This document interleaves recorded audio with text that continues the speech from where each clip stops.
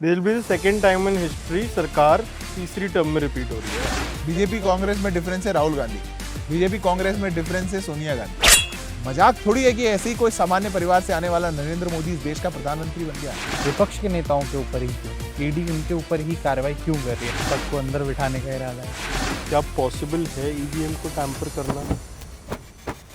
Because अब बहुत सी party इस पे भी फाइट कर रही है कि ईवीएम टैम्परिंग करके बीजेपी हार गया। आप समझ रहे हो कितना 300 करोड़ कितना है? मैं नहीं इमेजिन कर सकता, देखने में कैसा लगता होगा। मशीनें जो गिन रही थी वो गर्म होके बंद हो गई यार। We will again have a more personal podcast with you. I think political is only good. पूरे पॉडकास्ट में मैं ऑन रिकॉर्ड कहना चाहूंगा सिद्धार्थ किसी क्वेश्चन पे इतने शांत होकर सोच रहे हैं कि जवाब क्या दिया जाए।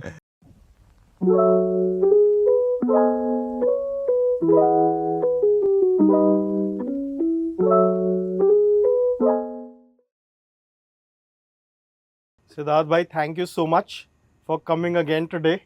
अनफॉर्चुनेटली हमारा पुराना वाला podcast we lost the data and it had a peculiar story, so thank you so much for making time for us again today. और सिद्धार्थ भाई कैसे हो? How is the season treating you? All well. This is full election time. It's a full election blown up season. Full blown up season, peak of the election. अच्छा है काफी। It's a nice experience. और आपका नेता जब बहुत अच्छा होता है, पार्टी अच्छी होती है तो और मजा आता है। और काम मजा करने आता में, है। तो फिर वैसा ही मजा आ रहा है। और क्या लग रहा है, कैसी लहर है? यार अच्छी है। इन टोटल रिस्पॉन्स काफ़ी अच्छा है। ऑल्दो एक काफ़ी नैरेटिव बिल्डिंग चल रही है कि वोटिंग कम हो रही है, परसेंटेज वाइज थोड़ा कम भी है, बट उसका एक बहुत बड़ा रीज़न ये भी है कि बीजेपी का वोटर तो बाहर आ रहा है, बट दूसरी साइड में इतनी ज़्यादा हताशा हो चुकी है कि वोटर जान भी चुका है कि वोट करके इतना फ़ायदा नहीं, क्योंकि इट्स 90% में लैंडस्लाइड है। राइट। और जिनको वो सपोर्ट करना चाह रहा है वो खुद इतने कंफ्यूज्ड है, उनकी इतनी लड़ाई है कि वो भी आने के लिए बहुत रेडी नहीं है। इसलिए ऑल्दो डेमोक्रेसी में ज़्यादा से ज़्यादा लोगों को आना चाहिए और वोटिंग परसेंटेज बढ़नी चाहिए, तो ये हम सबकी रिस्पॉन्सिबिलिटी है। It's more of a duty. But in total जो सीजन है, थर्ड टाइम देश में फिर से एक स्टेबल सरकार रिपीट करने जा रही है। I think it's a great experience. This will be the second time in history सरकार तीसरी टर्म में रिपीट हो रही है। Yes, absolutely. That too with full majority. Full majority, absolute majority, thumping majority. Full majority तो 300 अभी भी है, मतलब दोनों बार थी, बट जो 400 का नारा है वो मेजॉरिटी ऐसी होती है कि देश ने आपको सिर्फ सपोर्ट नहीं किया, आप पे एक मोहर लगा दी कि आप जो काम कर रहे थे या देश को जिस डायरेक्शन में लेकर के गए, उस डायरेक्शन में देश की जनता आपको और आगे बढ़ाना चाहती है। तो आई थिंक ऐसा मैंडेट आता हुआ दिख रहा है, तो it's a very promising result I think. Siddharth भाई, कहना सही होगा अब की बार 400 पार? अब की बार तो 400 पार है ही, उसमें कोई डाउट नहीं है, और लोगों के कारण है इसमें। ठीक है, पॉलिटिकल पार्टी को भी बहुत करेज लगती है ऐसा नारा देने में, इट्स नॉट ईजी। अगर हमारे पास 300 भी सरकार बन रही है, 282 पे भी सरकार थी, हम 303 थे पिछली बार, वो भी सरकार थी, बट हम एज अ पॉलिटिकल पार्टी या honourable prime minister as a political leader अगर वो 400 का नारा दे रहे हैं, उसके लिए बहुत करेज चाहिए। मतलब कांग्रेस 40 पार भी बोलने में डरेगी अभी, राइट, कि बोल दिया और कल को 39 रह गए तो बेइज्जती हो जाएगी। पर हमने 400 पार का नारा दिया, हम उसके लिए काम कर रहे हैं 5 साल से। एक इलेक्शन में या 3 महीने में, 6 महीने में आप ऐसा मैंडेट नहीं ले पाते, लंबे टाइम से काम चल रहा है। और ये हमारी पार्टी की हिस्ट्री भी रही है कि हम लोग इलेक्शंस को सीरियसली लेते हैं, पब्लिक वर्क को सीरियसली लेते हैं, सेवा मान करके काम करते हैं। 24/7 लोगों के बीच में हम लोग ये इटली इंग्लैंड घूम के और फिर वेकेशन मनाने के लिए इंडिया में नहीं आते, हम पूरे टाइम यही है। हमारी वेकेशन इंडिया में ही हो जाती है। हमारी वेकेशन ही नहीं है, हमारी पार्टी में भी कोई वेकेशन नहीं है। जब आपको इतना जन समर्थन मिल रहा हो और लोगों ने आप पे इतना विश्वास जताया है, तो वेकेशन कैसी? लोगों के लिए काम करना है। बट हाँ, एक पॉलिटिकल पार्टीज और कुछ लीडर्स हैं हमारे देश में जिनके लिए इंडिया में रहना वेकेशन है, जिनके लिए शायद जिनका मेन इंटरेस्ट या मेन काम बाहर ही है। लंदन में घर हैं बड़े बड़े, थाईलैंड, बैंकॉक, बड़ा बड़ा। हाँ, वीडियोस देखी मैंने। घूमना फिरना चलता है, ठीक है, सबकी अपनी पर्सनल लाइफ है, बट आज ग्रोइंग वर्ल्ड में और 21st सेंचुरी में और यंग इंडिया में क्या चाहिए वो लोग जानते हैं।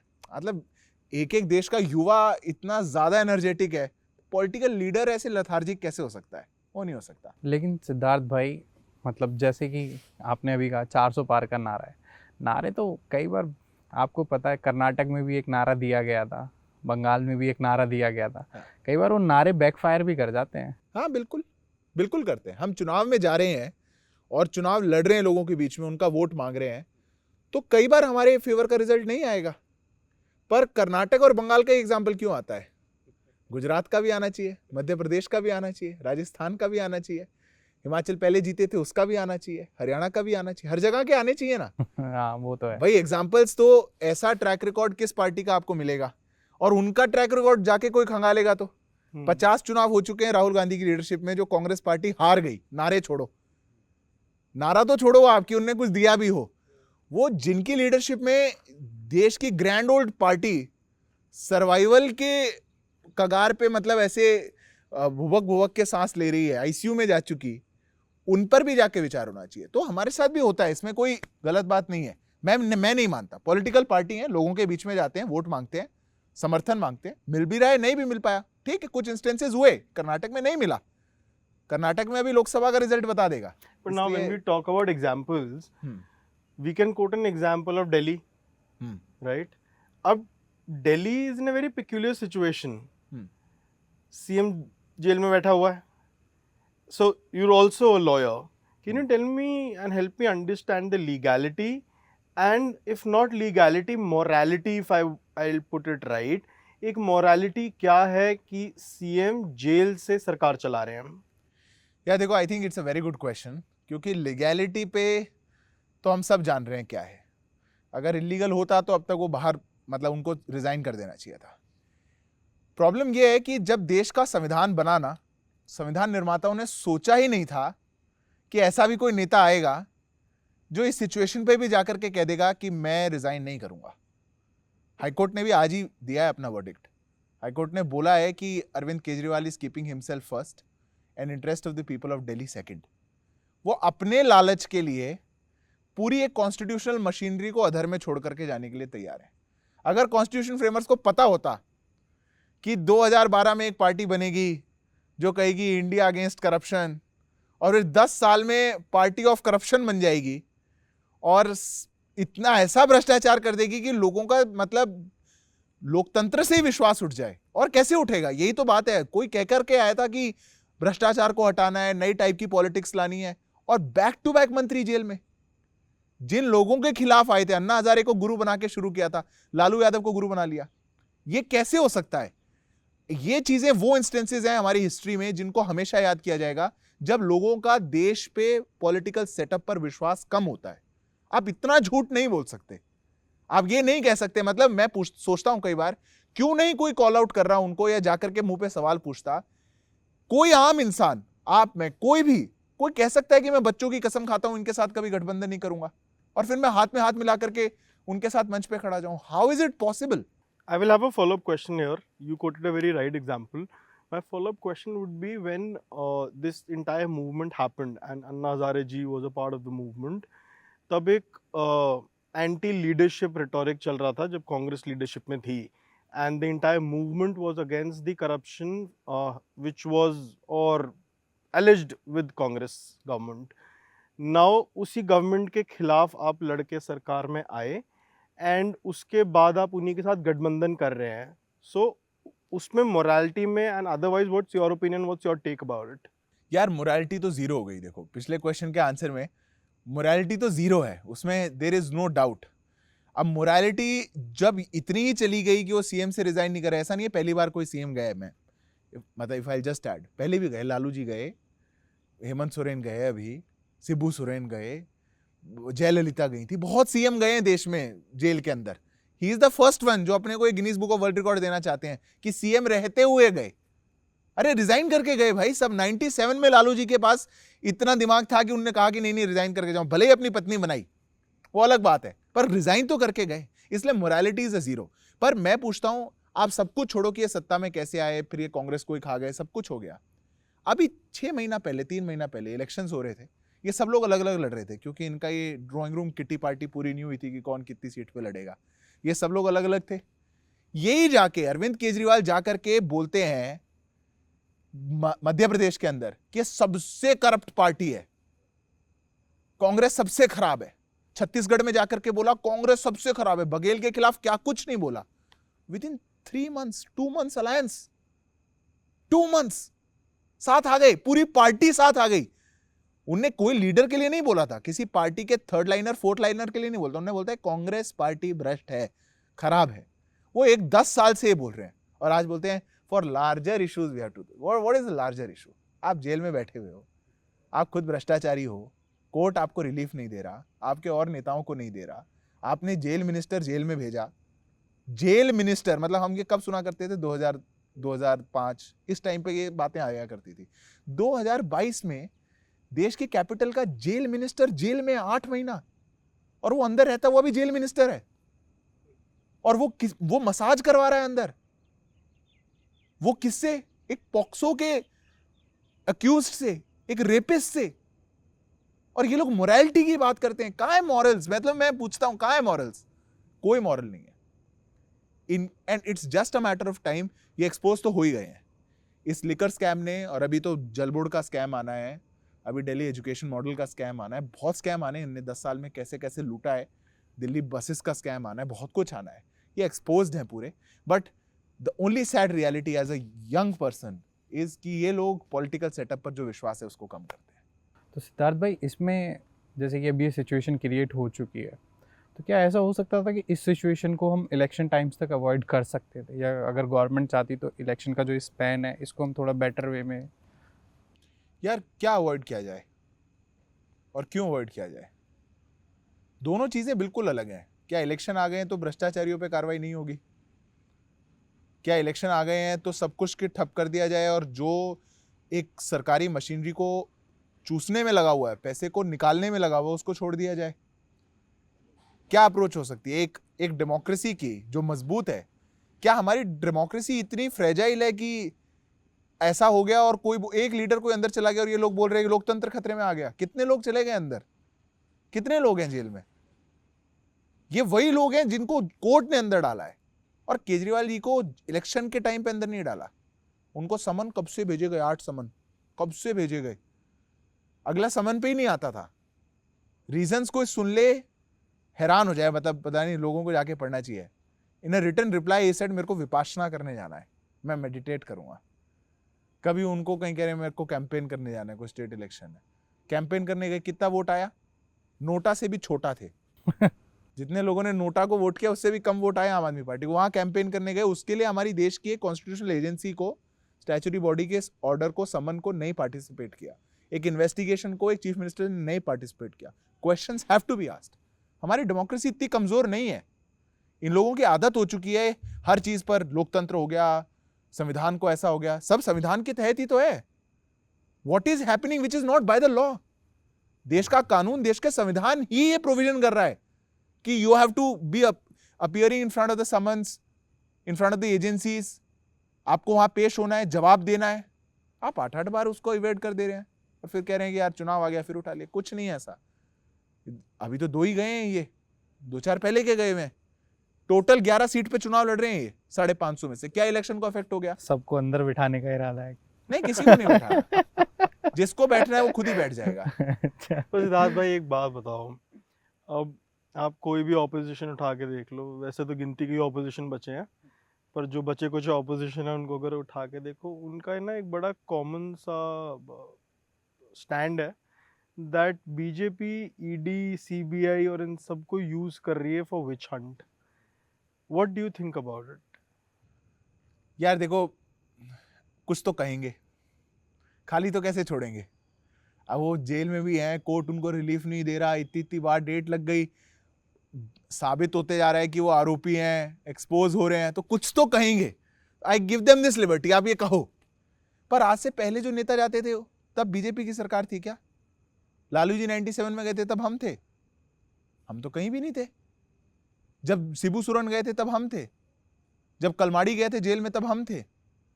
देश में बहुत लोग गए हैं जेल में, ट्रैक रिकॉर्ड उठाना चाहिए। ईडी के 2% लगभग 1.8 या 2% के लगभग कुछ ऐसा डेटा है जो पॉलिटिशियंस पे कार्रवाई है। ईडी का काम क्या है? और उस एजेंसी का काम क्या है? ED is not police, law and order maintain करने के लिए नहीं है वो। ईडी का काम है मनी लॉन्ड्रिंग को रोकना, प्रोसीड्स ऑफ क्राइम को पकड़ना, जो भी भ्रष्टाचार करे उस पर नकेल कसना। या तो हम ये कह सकते हैं ईडी कुछ ना करे, अब ईडी कर रही है तो प्रॉब्लम। एंड अल्टीमेटली ईडी ने किसी को अपने घर पे ले जाके नहीं बैठाया, हर किसी को कोर्ट में पेश किया है। हर किसी ने अपने अरेस्ट को चैलेंज किया, हर किसी ने ग्राउंड्स को चैलेंज किया, हर किसी ने डिटेंशन को चैलेंज किया, हर किसी ने, not even a single person इनमें से जिसने कोर्ट में जाके चैलेंज ना किया हो, not even a single person जिसने कोर्ट ने ना बोला हो कि नहीं इनफ एविडेंस है आपको अंदर रहना है, not even a single person. फिर ईडी का क्या रोल है, हमारा क्या रोल है? लेकिन वो यही तो कह रहे हैं कि सिर्फ और सिर्फ विपक्ष के नेताओं के ऊपर ही क्यों भाई? क्या बीजेपी में किसी ने कोई भ्रष्टाचार नहीं किया या और किसी ने भ्रष्टाचार नहीं किया? सिर्फ विपक्ष के नेता ही क्यों, ईडी उनके ऊपर ही कार्रवाई क्यों कर रही है? यार देखो, ये तो जबरदस्त आर्ग्यूमेंट है अपने आप को बचाने का। अभी यहाँ पे कोई चोर आ जाए और हम तीनों लोग उसको पकड़ लें, वो भागने लगे और हम उसको पकड़ लें, और वो पकड़ के कहे मैं अकेला थोड़ी चोर हूं, और भी चोर हो सकते हैं, अब जाके उनको क्यों नहीं देखते? अरे तू चोर है भाई, तू पकड़ा गया, तू अपनी बात कर। तू यहां पर ऑन स्पॉट क्राइम पे पकड़ा गया, अपनी बात करनी नहीं। दूसरी बात, ये एक जो नॉर्मलसी आ चुकी है ना कि हर जगह भ्रष्टाचारी होंगे ही होंगे, इस बात से भी ऊपर उठना चाहिए। जब हम लोग ऑपोजिशन में थे, ऐसा नहीं था कि ये लोग खुद से जाकर के अपनी कभी खुद पे कार्रवाई करते थे। ए से जेड का स्कैम निकला था कांग्रेस के टाइम पे, ए से जेड का सारे स्कैम इनके नाम है, पूरी एक अल्फाबेट आ गई थी। हमने सड़कों पे प्रदर्शन किए, हम कोर्ट्स में गए, हमने पीआईएल्स डाली, हमने चीजें बाहर निकाली और हमने इनको प्रोसिक्यूट करवाया। आप कर लो, भ्रष्टाचार किया है, गलत किया, आप कर लो ना, हु इज स्टॉपिंग यू? सरकार चल रही है, आप देखने लग रहे हो, सरकार के बाद स्टेट में सरकार चलती है, हम हार जाते हैं, आप सत्ता में आ जाते हो, you have access to everything. नहीं भी हो, आप विपक्ष में हो, you are seeing everything, but आप प्रोएक्टिव नहीं हो, आपको कुछ मिल नहीं रहा। उसका भी ठीक रहा हमारे सर पे कि आप ही जाके करो, आप क्यों नहीं औरों को पकड़ रहे? और दूसरी बात, मैं तो इसका दूसरा एस्पेक्ट भी बोलता हूं, फिर ये हम पे आरोप लगाते हैं कि इनके साथ जो लोग हैं उन पे भी देखो कार्रवाई चल रही है। अब फिर वो कहां से आई? कार्रवाई तो उन पे भी चल रही है। लेकिन उसमें ये चीज़ कहते हैं ना कि वो लोग पहले विपक्ष में थे, अब इनके साथ आ गए तो इन्होंने उस कार्रवाई को स्लो कर दिया, अब उस कार्रवाई पे कोई काम नहीं हो रहा है। किसकी स्लो कर दी? अब बेसिकली वो जो महाराष्ट्र के हमारे डिप्टी सीएम साहब हैं उनका नाम लेते हैं, हमारे असम के सीएम साहब हैं उनका नाम लेते हैं, 2-4 लोग हैं। 2-4 नहीं आएंगे। इंडियन एक्सप्रेस ने एक खबर छापी थी, 25 नाम दिए थे, 25 में से 23 को बोला कि कम हो गया। हाँ। एक एक नाम पर मैं आपको बता सकता हूं क्या कार्रवाई चल रही है। This is just narrative building. Ashok Chavan के लिए बोलते हैं, 2017 में सुप्रीम कोर्ट ने अशोक चौहान जी पर उनके ट्रायल पर रोक लगा दी। वो हमारे साथ नहीं थे, अभी आए हैं। 6 साल से स्टेटस को है, कोई बदलाव नहीं हुआ, आने के बाद कोई बदलाव नहीं हुआ। प्रफुल्ल पटेल, छगन भुजबल, सबके यही नाम लेते हैं ना, इसके अलावा तो कोई नाम नहीं है। हेमंत बिस्वा शर्मा जी, हेमंत बिस्वा शर्मा का एफआईआर तक में नाम नहीं था।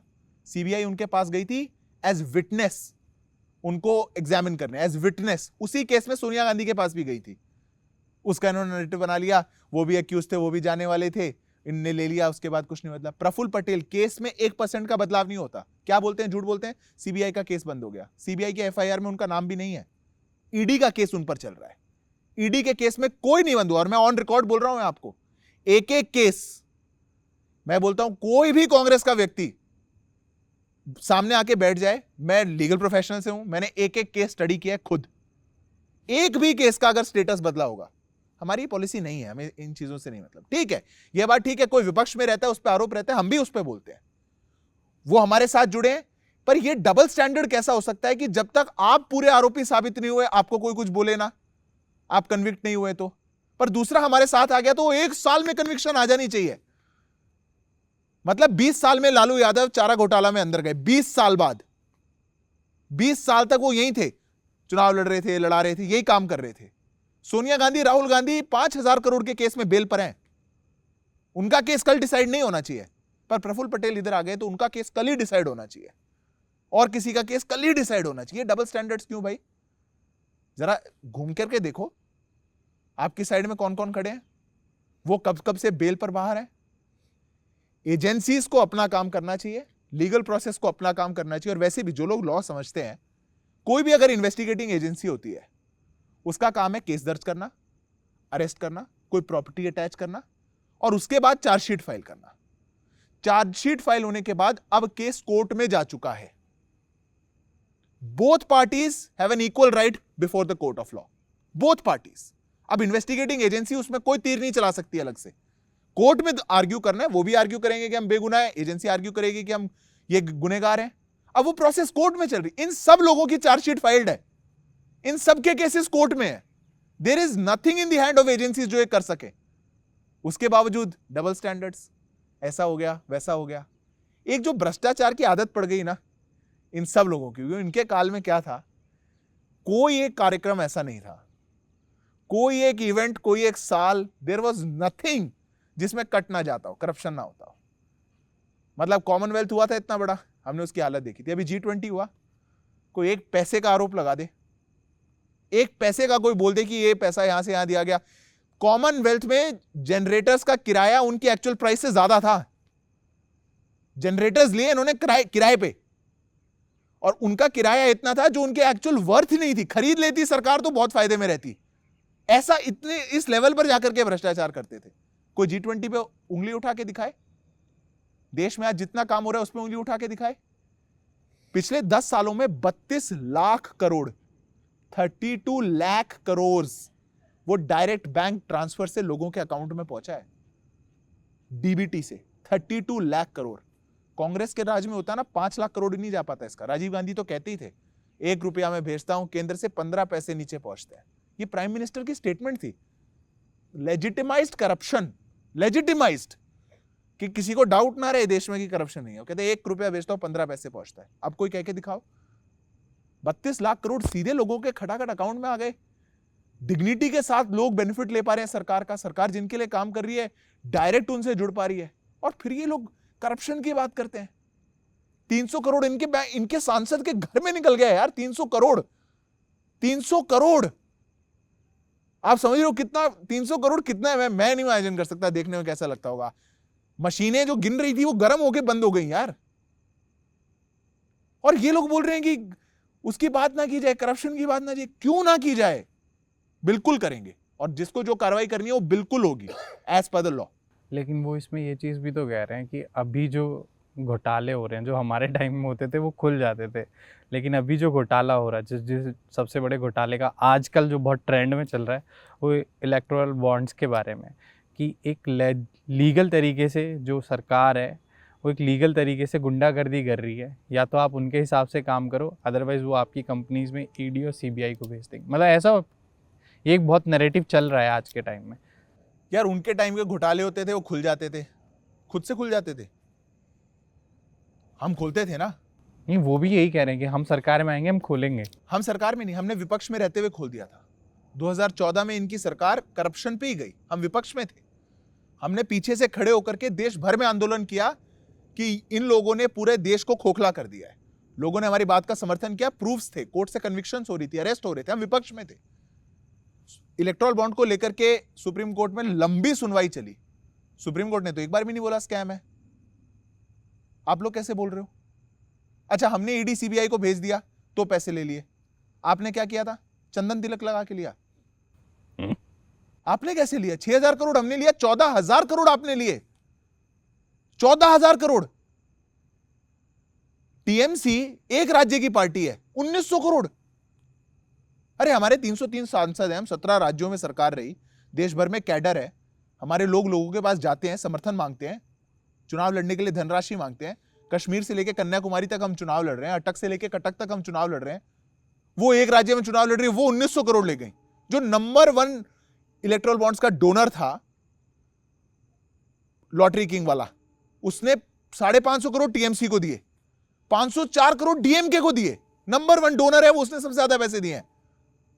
उस पर कुछ नहीं। इसीलिए लोग विश्वास नहीं कर रहे इनकी बात पे। इनने एक ड्राइंग रूम नैरेटिव तो बनाया, बैठ करके पीसी नैरेटिव बनाया। पीसी करते हैं ना, बार बार मीडिया को बुलाते हैं और कुछ कुछ बोलते हैं, पर जब लोगों के दिल तक जाती है ना वो बात, लोग जानते हैं, देख पा रहे हैं, महसूस कर रहे हैं। लोग मूर्ख नहीं है, वो देख पा रहे हैं।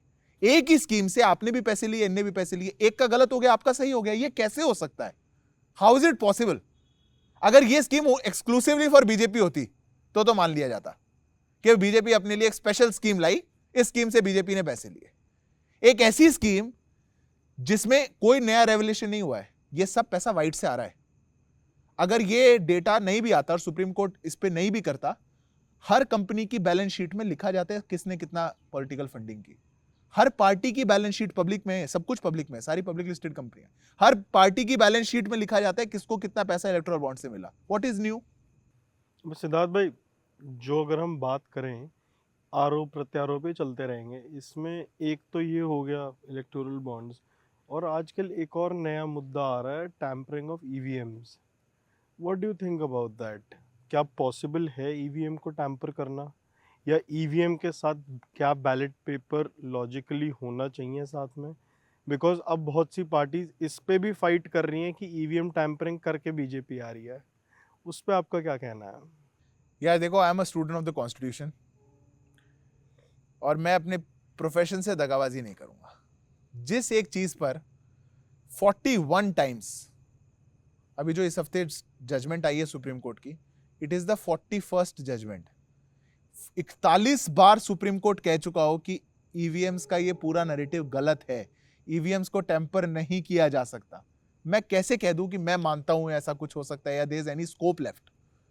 There is no iota of doubt left. The only thing is, this is very political, the only thing is, जिस दिन इनको विश्वास होने लगेगा, या मैं उसको यूं कहूं कि जिस दिन ये ईवीएम के बारे में बोलना छोड़ दें, उस दिन मान लेना कि इनको विश्वास हो रहा है कि ये चुनाव जीत सकते हैं। जब तक इनको पता है कि हम चुनाव नहीं जीत रहे, ये तब तक ही ईवीएम के बारे में बोलेंगे। ईवीएम 2004 में आए थे पहली बार, हमारी सरकार थी, हम हार गए, ये जीत गए। इसी ईवीएम ने इनकी सरकार बनाई थी पहली बार। 2009 में ये फिर जीत गए, और 2014 में इसी ईवीएम ने इनको हटाया और हमको लाए। 2004 2009 तो अच्छा था, 14 और 19 गड़बड़ हो गई, वो इनको अच्छा नहीं लगता। कर्नाटक अच्छा था, मध्य प्रदेश अच्छा नहीं लगता, हिमाचल अच्छा था, राजस्थान अच्छा नहीं लगता, दिल्ली अच्छा लगता है, छत्तीसगढ़ अच्छा नहीं लगता। ऐसे थोड़ी होता है यार। This is not how country and institutions are run. जो चीज अच्छी नहीं लगी उस पर एक डाउट क्रिएट कर दो। बैलेट पेपर बहुत अच्छा था, क्या होता था बैलेट पेपर के जमाने में? बॉक्स लुट जाते थे, बॉक्स उड़ जाते थे, इंक डल जाती थी, आग लग जाती थी, पर्चों पे ठप्पे लगा लगा के भर देते थे, बूथ कैप्चरिंग हो करती थी। भाई मूवीज में है वो, अगर लोगों को याद नहीं हो तो जाकर के मूवीज में देखो क्या हालत होती थी। वो दौर पे चले जाएं, पूरी दुनिया आगे जाने की सोच रही है, हम पीछे चले जाएं। 97 करोड़ के इलेक्टोरेट के देश में what is the other alternate way कि आप इलेक्शन कराओ? This is the best way, and I am not saying this, the supreme court is saying it. Supreme court ने बोल दिया, there is no iota of doubt. Election commission ने इन लोगों को बुलाया था, इनके सामने मशीन रखी, इनको सबको इनवाइट किया था एक, अब जाके देखना मीडिया रिपोर्ट्स हैं, और उनको बोला था इसको हैक करके दिखाओ, जिसको डाउट है इसको हैक करके दिखाओ। तब क्यों भाग गए? कर देते। पर ये हैक करने का ड्रामा कहां दिखाते हैं? सौरभ भारद्वाज ने दिल्ली विधानसभा में दिखाया कैसे ईवीएम हैक होती है, क्योंकि उसको पता है कि मैं लेजिस्लेटिव असेंबली का मेंबर हूं, हाउस की प्रिविलेज है, यहां की बोली हुई बात पर मेरे पे बाहर कोई एक्शन नहीं हो सकता, कोई कोर्ट में केस नहीं चल सकता, उस प्रिविलेज को एक्सरसाइज करूंगा, यहां जो झूठ बोलना है बोलता रहूंगा। It is all political game. मतलब, और ये देखो, मैं फिर बोलता हूं, लोकतंत्र में जनता जनार्दन है, लोग इनके इन गेम्स को समझते हैं तभी हमको सपोर्ट कर रहे हैं। Mandate speaks for everything. हमको जो मैंडेट मिल रहा है वो इसी कारण मिल रहा है। अगर इनके शगुफे चल रहे होते तो जनता हमको भी कुछ कम देती। जनता हमारा समर्थन कर रही है क्योंकि वो जानती है कि ये लोग ऐसे ड्रामेबाज हैं और ये ऐसा ही ड्रामा करते रहेंगे। सिद्धार्थ भाई, अभी हम कॉन्स्टिट्यूशन की बात कर रहे हैं, उससे पहले आपने एक बात कही कि हमारा जो नारा है, जो आजकल हमारे प्रधानमंत्री जी देते हैं, अब की बार 400 पार, कॉन्स्टिट्यूशन और 400, इसका एक कोरिलेशन सा एक बन के आ रहा है आजकल। बहुत उस पर भी एक बहुत अच्छा नैरेटिव चल रहा है। अच्छा है बुरा है वो तो आई डोंट नो, बट चल रहा है कि ये जो 400 पार का नारा है वो इसीलिए दिया जा रहा है कि इस कॉन्स्टिट्यूशन को चेंज करने के लिए प्रधानमंत्री जी ऐसा कुछ सोच रहे हैं, प्लान कर रहे हैं। यार कुछ पार्टियों में ना एक डीएनए अलग होता है। हमारी पार्टी का जो मूल डीएनए है ना, वो संविधान को बचाने से पैदा हुई हुई पार्टी का है। हमारे जितने नेता है ना, जो टॉप लीडरशिप है, अधिकतम लोग वो हैं जो इमरजेंसी में अंदर गए थे। इमरजेंसी वो दौर था जब संविधान को रातों रात बदल दिया गया, कोर्ट्स पे ताले लग गए थे, लीडर्स को जेल में डाल दिया गया था। The worst the constitution and democracy has ever seen हमारे देश के इतिहास में। जो पार्टी वहां से निकली हो, उसके लिए इमेजिन करना कि संविधान बदला जाए, तो उसके लिए कहना उन लोगों के द्वारा जिन्होंने उसको सबसे ज्यादा बदला, तार तार किया, बर्बाद करने की कोशिश करी। जो संविधान नहीं लिखता वो भी ये करने की कोशिश कर रहे हैं। मैं मानता हूं कि इससे बड़ी हिपोक्रेसी नहीं हो सकती। लेकिन इस नैरेटिव को जो हवा दी जा रही है वो कहीं ना कहीं आपके लीडर्स भी उस चीज़ को बहुत ज़्यादा हवा दे रहे हैं। कुछ प्रोमिनेंट लीडर्स हैं जो इस चीज़ को लेके कह देते हैं कि हाँ, अगर आप हमें वोट देंगे या आप जो मोदी जी का सपना है 400 पार का, उसे पूरा करेंगे तो हम इसमें बदलाव करेंगे। जैसे कि आज ही का एक मैं ट्वीट पढ़ रहा था और एक वीडियो भी आई हुई थी। मोदी जी के बहुत खास आचार्य प्रमोद कृष्णन जी, जो शायद कुछ दिन पहले तक उस तरफ बैठे हुए थे, उन्होंने भी आज यही कहा कि अगर आप मोदी जी के 400 पार के नारे को पूरा कर देते हैं तो हम इस संविधान को बदलने की कोशिश करवाएंगे मोदी जी से। मतलब ऐसा कुछ उन्होंने कहा। यार देखो, प्रोमिनेंट लीडर आप किसको मानते हो? हमारी पार्टी में मोदी जी से ज्यादा प्रोमिनेंट कोई है? वो तो खुद एक ब्रांड है। जब उन्होंने कह दिया कि संविधान को बदलने का सवाल ही नहीं उठता, सवाल ही नहीं उठता, मतलब ही नहीं है, आई डोंट थिंक इसके आगे डिस्कशन भी बचता है। हमारी पार्टी के शीर्ष नेता ने बोल दिया, देश के प्रधानमंत्री ने बोल दिया, अब क्या क्या नैरेटिव बिल्डिंग है? अच्छा, 400 सीट लाना गैर संवैधानिक है? नहीं, बिल्कुल भी नहीं। 500 की 500 भी। हाँ। संविधान में लिखा है जो चुनाव लड़ रहा है जितनी सीट चाहे उतनी सीट ला सकता है। तो 400 पार का नारा कैसे संविधान के लिए खतरा हो गया? रही बात संविधान बदलने की, अमेंडमेंट और बदलाव फर्क होता है। बदला इन्होंने, हमने करे बड़े अमेंडमेंट्स, 370 हमने हटाई, ट्रिपल तलाक हमने हटाया, बड़े अमेंडमेंट्स किए हमने, अभी भी कर लिए ना। जो हमारी कमिटमेंट है उतना ही तो करना है। हम संविधान की शपथ लेके संविधान को आगे बढ़ाकर सर माथे रखकर काम करने वाली पॉलिटिकल पार्टी है। शीर्ष नेता ने बोल दिया, आई डोंट थिंक इसके आगे कुछ भी है। एक कुछ दिन का नैरेटिव है, अभी कोई नई चीज आ जाएगी, थोड़े दिन में कुछ और नई आ जाएगी। अभी इस सीजन का है, ये जो मौसम है ना, इस मौसम का ये है, फिर मौसम बदलेगा, बात बदल जाएगी, और कुछ नहीं है। तो सिद्धार्थ भाई, अभी कॉन्स्टिट्यूशन की और इन चीज़ों की बात चल रही है। इससे पहले आपने एक वर्ड यूज़ किया था, लोकतंत्र। इस चीज़ को लेके भी एक बहुत ज़्यादा नैरेटिव बिल्ड किया जा रहा है कि अगर ये 400 की जो संख्या है इसको पार किया बीजेपी ने, तो लोकतंत्र के ऊपर भी खतरा बन जाएगा। और इसका एक सॉलिड एग्जांपल जो अभी दे रहे हैं, 2 फेज़ कंप्लीट हो चुके हैं, उसमें एक इंसिडेंट ऐसा हुआ भी है जो कि वो सूरत का एग्जांपल बहुत ज़्यादा कोट कर रहे हैं कि सूरत में जो हुआ दैट्स जस्ट एन स्टार्ट। अगर इनकी गवर्नमेंट 400 के पार चली गई, सो ये पूरे देश में फैल जाएगा। सूरत में क्या हुआ? सारे जितने भी कैंडिडेट्स थे उन्हें या तो उन्होंने विड्रॉ कर लिया, और जो एक कैंडिडेट था उसका पर्चा कैसे हुआ, क्या हुआ, that I don't know, but reject कर दिया गया। उनका जो कांग्रेस के कैंडिडेट ने कैंसिल हुआ, जिनका बाय लॉ हुआ। भाई मैं नॉमिनेशन भरने जाऊं, मेरा एक प्रपोजर है, मैं आपको दोनों को प्रपोजर बना लूं, आप साइन ना करो, मेरे को लगा यार मेरे ही लोग हैं, मैं साइन कर दिया, मैं भर दूं, गलती मैंने करी या किसी और ने करी?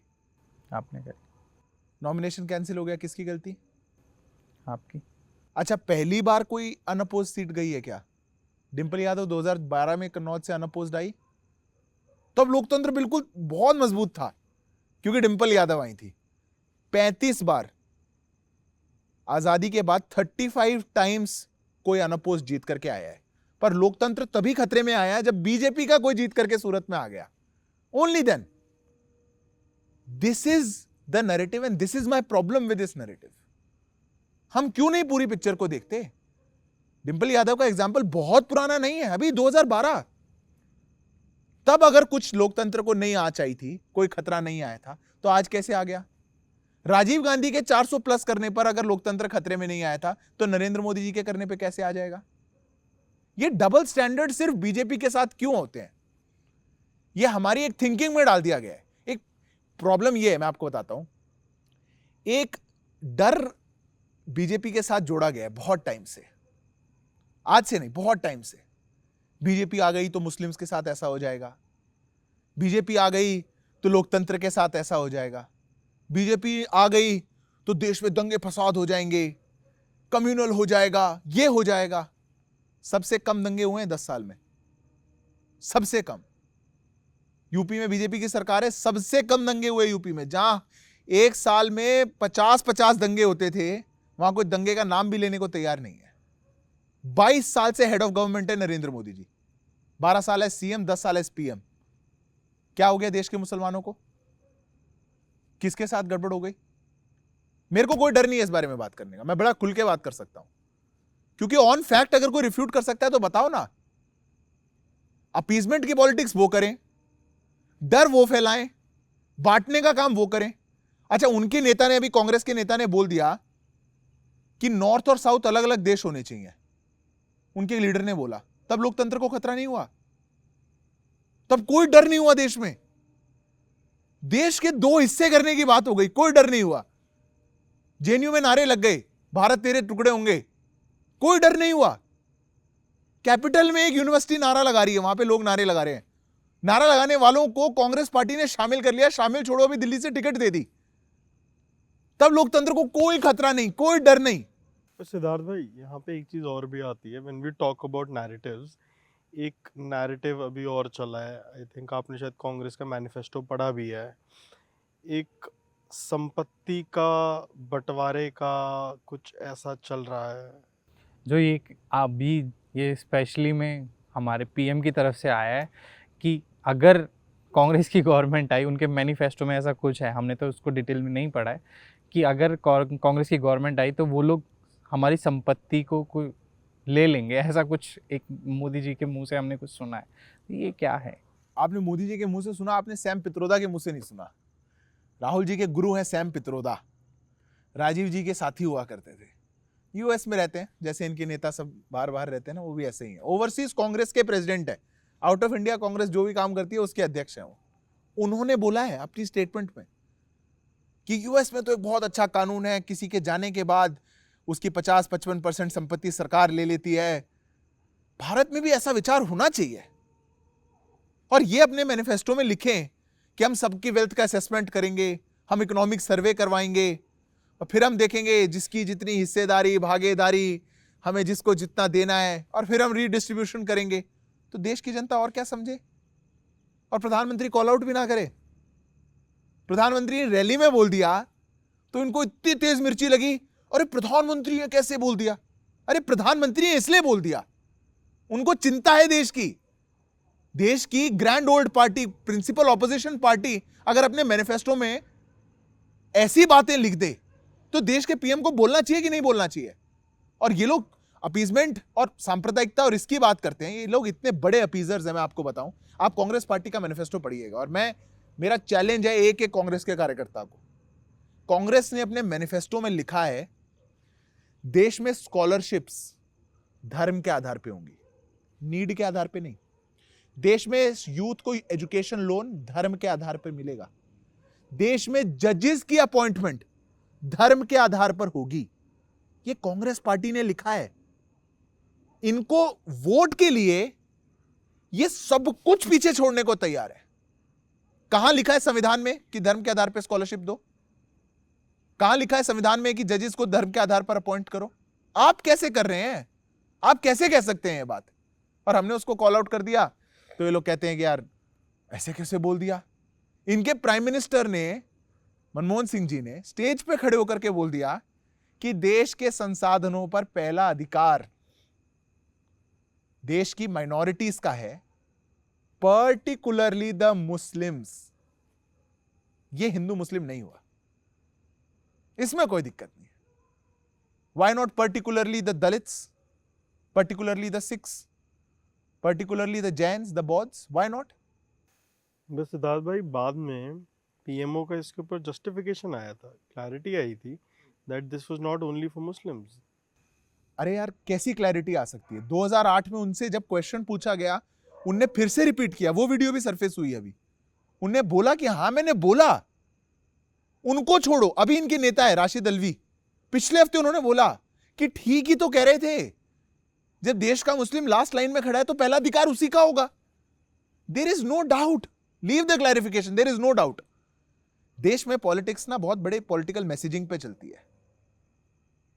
ये लोग सोचते हैं सब बेवकूफ हैं. ये कहकर के इन्होंने मैसेजिंग दी कहीं, और फिर कहते रहो कुछ भी. बाकी पार्टी कहती रहेगी नहीं नहीं ऐसा नहीं ऐसा नहीं है. जिसको मैसेज देना था, जिससे वोट लेना है, जहां बांटना है, ध्रुवीकरण करना है, जहां अपीजमेंट करनी है, कर दिया ना. बस सिद्धार्थ भाई एक्सेप्ट इट. अभी आप एक वर्ड यूज कर रहे हो, मैसेजिंग. मैसेज एक बहुत बड़ा एलिगेशन ऑपोजिशन लगाया है बीजेपी के ऊपर कि आप लोग मैसेजिंग को बड़े गलत तरीके से यूज कर रहे हो. आप लोग व्हाट्सएप पे गलत तरीके से आप मैसेजेस या पीएमओ से जो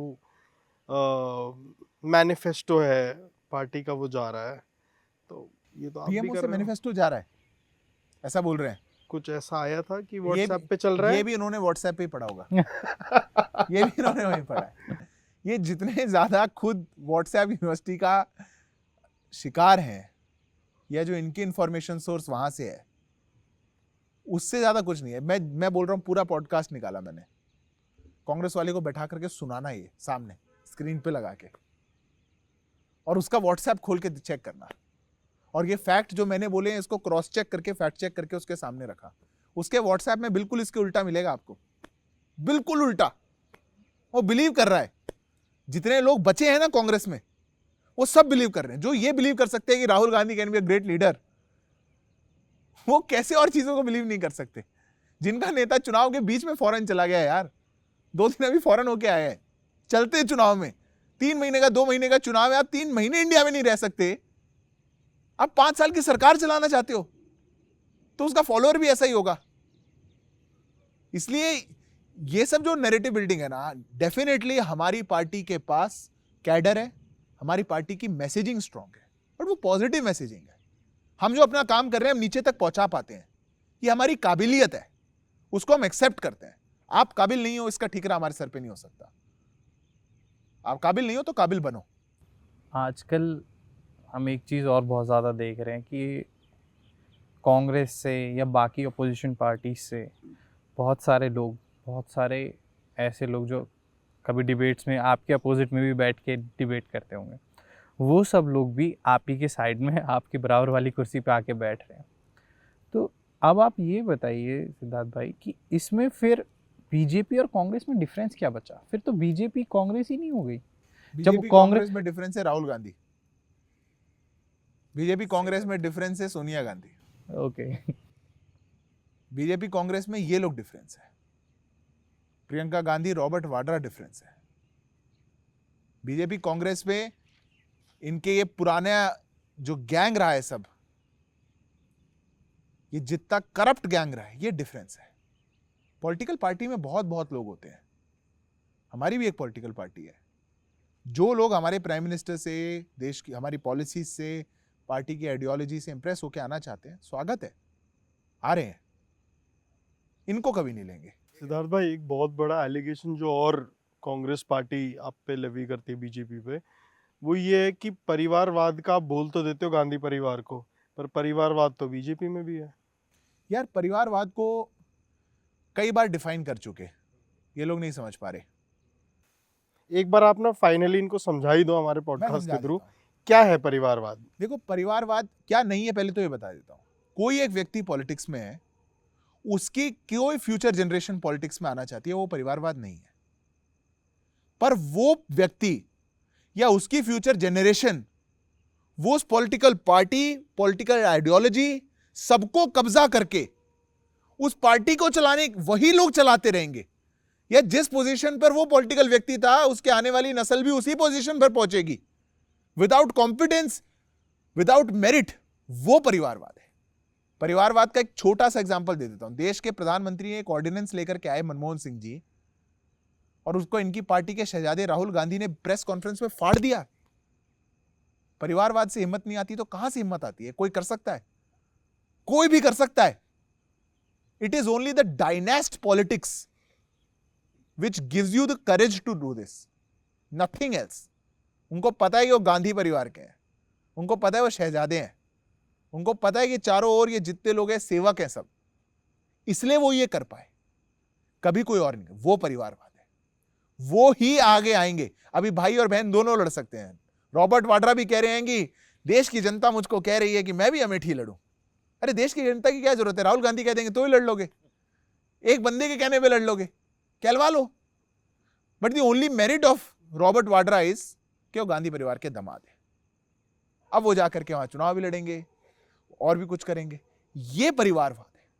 इसीलिए जो पॉलिटिकल पार्टी 28 लोग समाजवादी पार्टी के चुनाव लड़ जाएं, एक साथ पोजीशंस पे रह जाएं, समाजवादी पार्टी के जितने लोग जीत के आ रहे हैं यार, डिंपल कहीं से लड़ रही हैं, डिंपल जी, अखिलेश जी कहीं से लड़ रहे हैं, राम गोपाल जी कहीं से लड़ रहे हैं, चाचा जी कहीं से लड़ रहे हैं, चाचा जी के बेटे कहीं से लड़ रहे हैं, भाई कहीं से लड़ रहे हैं, तेज प्रताप कहीं से लड़ रहे हैं, तेजस्वी कहीं से लड़ रहे हैं, मीसा भारती कहीं से लड़ रही है, रोहिणी आचार्य कहीं से लड़ रही है।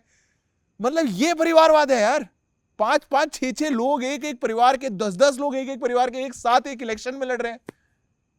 उसके आगे एज कंपेयर, लाओ बीजेपी में एग्जांपल, 5 आदमी एक परिवार के बीजेपी में लड़ रहे हैं, कहीं बताओ कौन सी फैमिली है वो? फैमिली बताओ। 2 आदमी एक परिवार के एक साथ लड़ रहे हैं, वो भी ढूंढना मुश्किल हो जाएगा। 5 आदमी लड़ रहे हैं, 3 आदमी लड़ रहे हैं, 4 आदमी लड़ रहे हैं, 10 आदमी मिलेंगे ही नहीं। ये डिफरेंस है। और इसीलिए हम लोग बिल्कुल कहते हैं परिवारवाद कॉल आउट होना चाहिए। ये पॉलिटिकल पार्टियां जो सिर्फ परिवारों पे चलती हैं, कॉल आउट होना चाहिए। मतलब ये वायरस केजरीवाल में भी आ गया। केजरीवाल जेल गए और मंच पे खड़ी है उनकी वाइफ आगे आके। आतिशी जी की क्या गलती थी? इतने दिन से पार्टी की मेहनत कर रही हैं, वो सेकंड रो में चली गई, वाइफ फर्स्ट रो में आ गई। क्योंकि सुनीता केजरीवाल जी की ओनली मेरिट इज कि she is wife of Arvind Kejriwal. हमारे भी लोगों ने, लालकृष्ण आडवाणी जी ने रिजाइन किया था जब उन पर आरोप लगे थे। कोई आया था घर का सदस्य आगे? हमारे भी बहुत लोगों ने सेम प्रोसेसेस झेली है, कभी कोई आया? ऐसे नहीं चलता। इसलिए परिवारवाद है, इसलिए इसको हम कॉल आउट करते हैं। सिद्धार्थ भाई, करेज की, हिम्मत की हम बात कर रहे हैं। इसमें एक आजकल ये मेरा एक पर्सनल क्वेश्चन है कि बीजेपी में ऐसा क्या है कि वो 4 बार के एक सिटिंग सीएम को एक छोटे से मैसेज के साथ हटा देती है, एक ऐसी सीएम के साथ, एक पर्ची के साथ एक ऐसे बंदे को सीएम बना देती है, और वहाँ पे कोई एक हाँ हुल्लड़ कुछ भी नहीं होता है। ऐसा क्या? डिसिप्लिन है, या डर है? काडर बेस्ड डिसिप्लिन्ड पार्टी है जो प्रिंसिपल्स पे चलती है, इसीलिए यहां पॉसिबल है। यूनिक है, मैं मानता हूं, कहीं नहीं हो सकता। समाजवादी पार्टी को एक सीट पे 5-5 बार कैंडिडेट बदलने पड़ गए इस चुनाव में। आज किसी को टिकट दी, कल किसी और को दे दी, परसों वापस उसी को दे दी, नॉमिनेशन किसी और नहीं भर दिया। हमारे यहां नहीं होता, क्योंकि हम लोग सत्ता प्राप्ति के लिए काम नहीं कर रहे। कोर भाजपा का कोई भी कार्यकर्ता जो है, भाजपा का एक कार्यकर्ता जानता है किन मूल्यों से, कहां से पार्टी निकल करके आई है। श्यामा प्रसाद मुखर्जी कौन थे, दीनदयाल उपाध्याय कौन थे, क्या विचार है हमारा। सत्ता प्राप्ति हमारा विचार नहीं है। हम तो सबसे ज्यादा विपक्ष में रहे। सत्ता प्राप्ति होती तो बहुत पहले आ जाती। हम तो वो पार्टी हैं, वो कहानियां सुनकर के हमारा कार्यकर्ता रोज चार्ज अप होता है कि अटल जी और आडवाणी जी जब दोनों चुनाव हार गए थे तो भी पिक्चर देखने गए थे। उन्होंने कहा था चलो आज सीपीयू में चलते हैं, पिक्चर देख के आते हैं। वो दोनों ही चुनाव हार गए थे। ऐसा भी दौर हमने देखा, 2 सांसद हमारे जीत करके आए। वहां से जो पार्टी निकल करके आई और हिम्मत करके पंक्ति में अंतिम व्यक्ति जो बैठा है, लास्ट रो का व्यक्ति, उसको फर्स्ट रो में बैठाने की ताकत रखती है तो बीजेपी रखती है। मजाक थोड़ी है कि ऐसे ही कोई सामान्य परिवार से आने वाला नरेंद्र मोदी इस देश का प्रधानमंत्री बन गया। मजाक थोड़ी है कि ऐसे देश में जहां पे डायनास्ट का कब्जा हो, जिसको ये लोग, ऐसे लोग जहां पे राज परिवार जैसे इंग्लैंड में चलता है, ऐसे परिवार को ट्रीट करते हो, वहां पर एक सामान्य गरीब परिवार से आने वाला बंदी प्रधानमंत्री बन गया। 1 बार नहीं, 2 बार नहीं, तीसरी बार बनने जा रहा है। It can only happen in BJP. It can only happen कि कोई मोहन यादव लास्ट रो में बैठे थे और उनको बुला करके फर्स्ट रो में बैठा दिया. इट कैन ओनली हैपन कि भजन लाल शर्मा लास्ट रो में बैठे थे और फर्स्ट रो में बैठा दिया. इसलिए पर्ची वर्ची नहीं है ये. तो देखने में जो लगता है मीडिया में एक ही तरफ से दिखेगा. आप एक कार्यकर्ता के लिए सोचिए. हर कार्यकर्ता को आशा है. हर कार्यकर्ता बीजेपी का सोचता है मैं मेहनत करूंगा, मुझको रिवॉर्ड मिलेगा. मुझे किसी के आगे सर नहीं झुकाना, किसी के तलवे नहीं चाटने, किसी परिवार को खुश नहीं करना. मुझे पार्टी के लिए काम करना है, देश के लिए काम करना है, मेहनत से काम करना है. यह पार्टी सबको देती है, सबको आगे बढ़ाती है, मेरिट को, क्रेडेंशियल्स को आगे बढ़ाती है. यह है भारतीय जनता पार्टी. यही यूनिक है हमारे यहाँ, इसलिए ऐसा होता है. जो ब्रांड मोदी है, क्या ऐसा है कि जो ब्रांड मोदी वो ब्रांड बीजेपी से भी बड़ा हो गया है? ऐसा नहीं है. लोग कहते हैं ऐसा, पर हमारी पार्टी में ना इनसिक्योरिटी नहीं है. इसलिए हम नेता को बहुत आगे भी बढ़ा देते हैं तो भी कोई डरता नहीं है. जब अटल जी का दौर था, अटल जी को भी हमने इतना ही आगे रखा था. हम भी कहते थे फिर अटल, फिर से कमल कहते थे, नारे थे. पर लोगों को नहीं याद. लोगों को लगता है मोदी की गारंटी कह दिया तो बहुत बड़ी बात हो गई. नेता थे अटल जी तो उनको आगे रखा. आज शीर्ष नेता मोदी जी हैं तो उनको आगे रख रहे हैं. बड़े बड़े पोस्टरों से बाकी सारे नेताओं के फोटोज आजकल गायब दिखाई दे रहे हैं. सिर्फ प्रधानमंत्री जी का एक फोटो दिखाई देता है, सिर्फ उनकी एक गारंटी दिखाई देती है. तो इसलिए मैं पूछ रहा हूँ कि बाकी नेताओं को क्यों मतलब ऐसे? नहीं, देखो ऐसा नहीं है. हमारे पास कंफ्यूजन नहीं है ना. प्रधानमंत्री एक बनेगा. देश का चुनाव प्रधानमंत्री चुनने के लिए हो रहा है. और हमारे पास जिसकी दुकान में सामान अच्छा होता है ना, वो ही बढ़िया बेच पाता है. अब उनकी दुकान में सामान ही नहीं, खाली पड़ी है, सब एक्सपायर्ड प्रोडक्ट्स. अब वो किसको आगे रख लेंगे और क्या कर लेंगे? अरे हमारे पास ब्रांड बेस्ट सेलर प्रोडक्ट है. आप अमेजोन पे कुछ सर्च करो जाके, जो बेस्ट सेलर होगा उस पर ऊपर आएगा ना अलग से, उस पर भी अमेजोन लिख के रखेगी बेस्ट सेलर, मोस्ट सोल्ड, ऐसे लिख के रखेगी. लेकिन हमारे बेस्ट सेलर मोदी जी हैं, इसलिए हम उनको आगे रखते हैं, सबसे ऊपर रखते हैं. लेकिन इसमें जो आपके सांसद हैं, कहीं ना कहीं उनका रिपोर्ट कार्ड तो अच्छा नहीं है.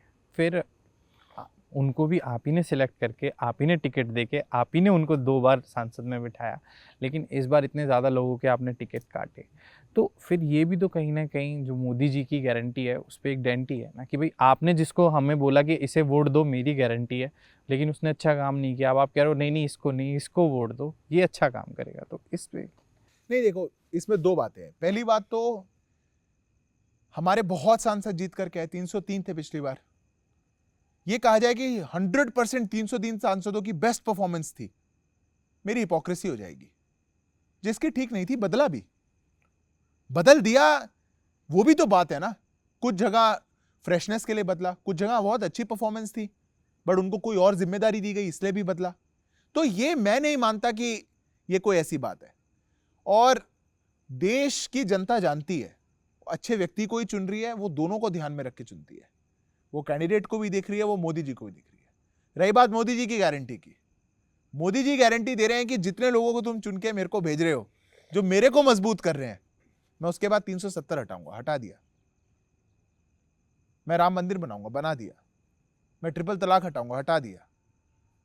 मोदी की गारंटी तो जो बोला था किया ना. 370 यार, 370 हट नहीं सकती थी. मैं मजाक नहीं कर रहा. ये लोग कहते थे कि खून की नदियां बह जाएंगी कश्मीर में, तिरंगे में कफन जाएंगे, ये कहा जाता था. झटके में मोदी की गारंटी है, लोगों का सपोर्ट है.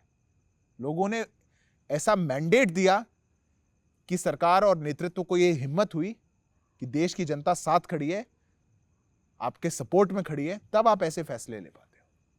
इसलिए लोगों को साथ है, मोदी की गारंटी है, तभी देश की गाड़ी बिल्कुल फुल स्पीड पे चल रही है. तो सिद्धार्थ भाई, अभी थोड़ी देर पहले आप बता रहे थे कि हमारे जो पुराने प्रधानमंत्री जी थे उनकी कुछ वीडियो सरफेस होती हैं, लेकिन उनकी तरफ से भी, विपक्ष की तरफ से भी मोदी जी की कुछ वीडियो सरफेस होती हैं कि एक मोदी जो सीएम थे और एक मोदी जो पीएम है, दोनों की बातों में बहुत डिफरेंस है. तो जैसे कि मैं एक एग्जांपल के तौर पे आपको कहना चाहूँगा, जैसे कि जब मोदी जी कहते थे कि अगर आधार कार्ड आएगा तो ये देश के लिए एक ब्लंडर होगा, लेकिन अभी मोदी जी कहते हैं कि आधार कार्ड एक बहुत ही बड़ी रेवोल्यूशनरी, मतलब एक हमारी गवर्नमेंट की अचीवमेंट है. यार देखो ऐसा नहीं है, इसको हमेशा कॉन्टेक्स्ट में पढ़ना चाहिए, एंड कॉन्टेक्स्ट बहुत इंपॉर्टेंट होता है। कांग्रेस आधार के साथ क्या करना चाहती थी और आधार को कैसे ला रही थी, और हमारी सरकार ने आधार के साथ क्या किया, दोनों में फर्क है। कांग्रेस की क्या मंशा थी और कांग्रेस पे क्यों सवाल उठाए जाते थे वो तो इतिहास में, हमने क्या किया मैं बता देता हूं। हमने सिर्फ आधार नहीं लेकर के आए, एक एडिशनल डॉक्यूमेंट आप कैरी करो ऐसा नहीं किया। हमने आधार आपका बनवाया तो उसको जैम ट्रिनिटी से जोड़ा, जनधन, आधार और मोबाइल। देश में जैम ट्रिनिटी रेवोल्यूशन लेकर के आइए। कभी रिमोट गांव के विलेज में जाइएगा, आप कहीं देश के रिमोट एरिया में जाइएगा, आपका जनधन का अकाउंट खुला है, आधार कार्ड होने से आपके अंगूठा लगाने से वहां पे पैसा डिपॉजिट और विड्रॉ होता है, और आपका मोबाइल नंबर लिंक्ड होने से आप डिजिटल इंडिया से कनेक्टेड हो। ऐसा बदलाव करोगे तो बात है। जीएसटी जीएसटी के साथ सेम है। हमने पहली बात तो इन प्रिंसिपल कभी भी जीएसटी को ऐसा नहीं कहा था कि ये नहीं होना चाहिए।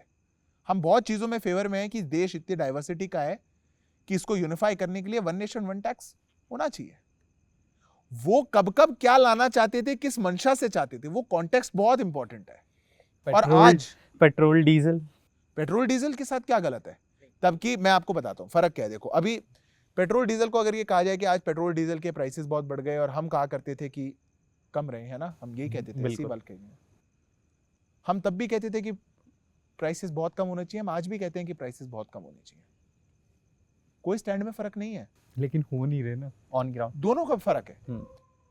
तब क्या देश की परचेजिंग पावर पैरिटी थी, क्या देश की जीडीपी थी, हम तेल कहां से लेते थे, ग्लोबल सिनेरियो क्या था, आज ग्लोबल सिनेरियो क्या है, आज कैसा है। अब मैं आपको एक एग्जांपल देता हूं बहुत जबरदस्त। इनको जब चुनाव में जाना था तो उन्होंने पेट्रोल डीजल के प्राइसेस घटाए ताकि देश की जनता को एक बार को रिलीफ मिले सडन, और वो इनको वोट मिल सके। इन्होंने सारी ऑयल कंपनीज को कर्ज में डाल दिया, A to Z। There was not a single penny of subsidy by government of India। और मैं ये हवा में नहीं बोल रहा हूँ, व्हाइट पेपर पार्लियामेंट में अभी इसी साल प्रेजेंट हुआ है on the 10 years of our economy, उसके चौथे पेज पे लिखा हुआ है, भारत की संसद में आया है। एक पैसे की सब्सिडी भारत सरकार ने नहीं दी कि तेल के प्राइसेस कम करिए। इन्हें कह दिया ऑयल की कंपनीज हैं, तुम जानो तुम्हारा काम जाने, इतने पे ही बेचना है। अब वो कर्जा बढ़ता गया, थोड़े टाइम में कंपनीज कोलैप्स हो जाती, और दुनिया भर की देशों में चीजें कोलैप्स हो रही हैं। भारत बहुत मजबूत है, इसलिए मतलब ये मत समझिए कि कभी कोलैप्स नहीं हो सकते। श्रीलंका की क्या हालत हुई, पाकिस्तान की क्या हालत हुई, बांग्लादेश की क्या हालत हुई, हमने देखा है। इकोनॉमीज एकदम से हवाई हो जाती हैं। ये वही हमारे देश के साथ करना चाहते थे।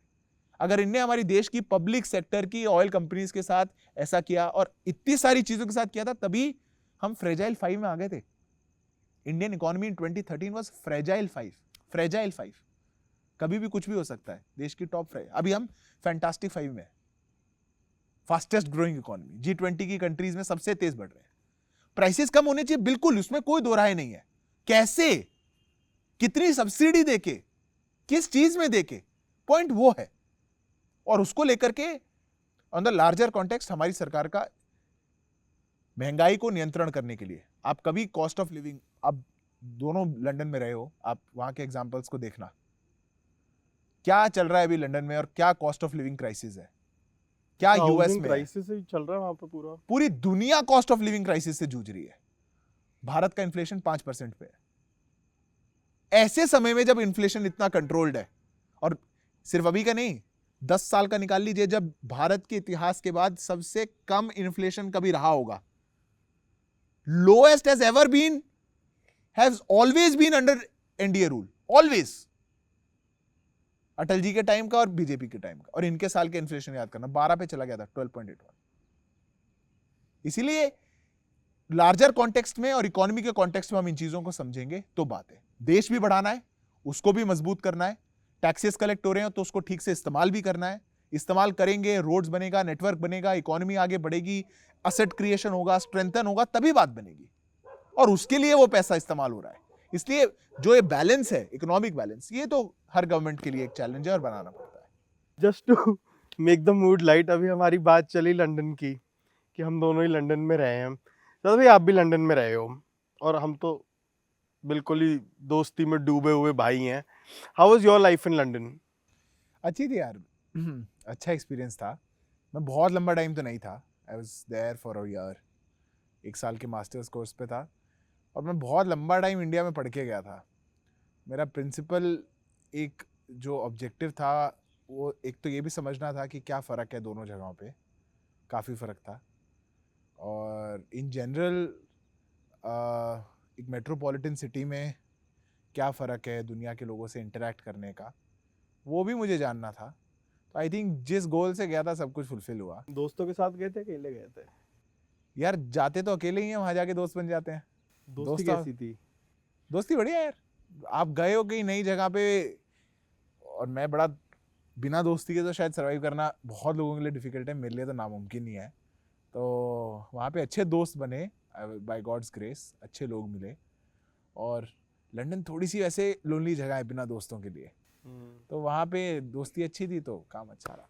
चलो दोस्तियों से थोड़ा और डीप डिग करते हैं। चलो कुछ एक रिलेशनशिप एडवाइस दे दो हमें। Yeah, I think I'm the शादी wrong की उम्र तो हम person. तीनों की हो गई है। I think I'm the wrong person to ask this. But हाँ, रिलेशनशिप तो कैसा भी हो सकता है। कैसा भी हो सकता है, हम तीनों ही शादी की उम्र के हो रहे हैं। रिलेशनशिप रहे हैं। मैं अगेन पहली बार पूरे पॉडकास्ट में मैं ऑन रिकॉर्ड कहना चाहूंगा, सिद्धार्थ किसी क्वेश्चन पे इतने शांत होकर सोच रहे हैं कि जवाब क्या दिया जाए। नहीं, आई थिंक मतलब बहुत पर्सनल क्वेश्चन है वैसे, बट ठीक है। देखो यार, डेफिनेटली क्या होता है कि इन द जर्नी आप कॉलेज में पढ़ते हो, लोगों से मिलते हो, you definitely interact with lot of people, और आपकी कुछ लोगों से बहुत अच्छी अंडरस्टैंडिंग भी होती है।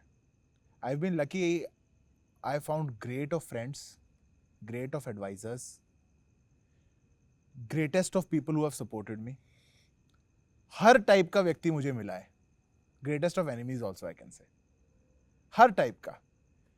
तो ऐसे में आपको डेफिनेटली ऐसी अंडरस्टैंडिंग के भी लोग मिलते ही हैं जो आपको सपोर्ट से बियॉन्ड बहुत चीज़ों के लिए, बहुत लड़ाइयाँ जो आदमी खुद से लड़ता है उसमें आपकी मदद करते हैं। तो I think the same has been the case with me. रही बात रिलेशनशिप एडवाइस की,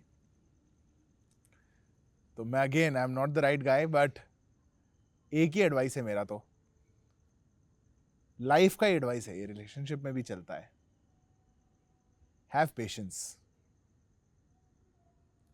हर चीज में, रिलेशनशिप्स में तो स्पेशली, किसी के साथ भी है। ना ही तो तुरंत जज करना चाहिए, ना ही तो तुरंत ओवरस्टेप करना चाहिए। एक पेशेंस रखना है, और एक चीज नहीं रखनी है, दैट इज एक्सपेक्टेशंस। अगर आप एक्सपेक्टेशंस नहीं रखते, आप लाइफ में सबसे ज्यादा खुश रहते हो। If I stop expecting anything from both of you, I'll be the most happy. We'll have the best relationship ever. If I stop expecting anything from anybody, I'll be the most happy. तो इसलिए हमको minimum expect करना चाहिए और लोगों से, जो है खुद से है, कर रहे हैं सब कुछ ठीक है, अच्छा है, जो मिलेगा बोनस मिलेगा, अगर एक्सपेक्टेशन ही नहीं है तो। और पेशेंस रखना चाहिए, दो चीज़ें रहेंगी तो अच्छा ही रहेगा। ये बड़े पेशेंट आदमी हो आप। बहुत ज़्यादा पेशेंस भी है, एडवाइस भी अच्छी देते हो। गुस्सा कैसा है, टेम्परामेंट कैसा है? ज़्यादा नहीं है, नहीं है? ज़्यादा नहीं है। मैं बहुत स्ट्रेसफुल सिचुएशंस में भी रहा हूँ, और ऐसा गुस्सा मुझे कभी नहीं आता। शायद कभी हो जाता होगा, ऐसे कहना कि गुस्सा ही नहीं है तो बहुत ही गलत हो जाएगा। हाँ तो ठीक है, कई बार स्पाइक कर जाता होगा, बट हाँ गुस्से में ही रहना या बहुत तेज गुस्सा आ जाना, गुस्से में कुछ कर देना, ऐसा तो मैं नहीं करता, कभी नहीं हुआ। एक बात और बताओ सिद्धार्थ भाई, ये तो हमने आपकी एक साइड देखी as a spokesperson for the BJP. Future में इलेक्शन लड़ने का कोई मन, इलेक्शन लड़ने की तैयारी, कहाँ हम आपको देखने वाले हैं? यार मैं कहता हूँ, किसी भी यंग आदमी से आप पूछोगे ना ये, nobody should answer no, nobody should answer no. Young लोग क्यों नहीं चुनाव लड़ेंगे? लड़ेंगे नहीं लड़ेंगे देखा जाएगा।